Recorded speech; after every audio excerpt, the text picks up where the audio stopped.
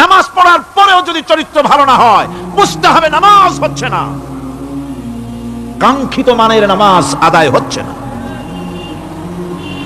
আল্লাহর নবী বলেছেন, যার নামাজ পাপ কাজ হতে ফিরাতে পারলো না, তার নামাজ নামাজি নয়।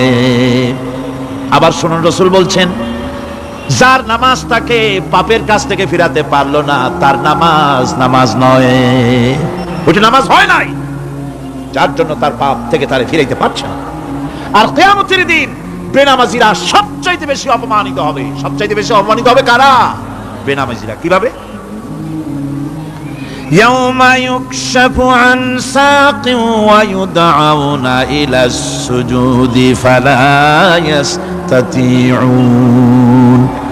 সেদিন কঠিন সময়, আল্লাহ রাব্বুল আলামিন লোকদেরকে সিজদা করার জন্য বলবেন, কিন্তু যারা বেনামাজি ছিল দুনিয়ায়, তারা সিজদা দিতে পারবে না। বলেন নাউযুবিল্লাহ।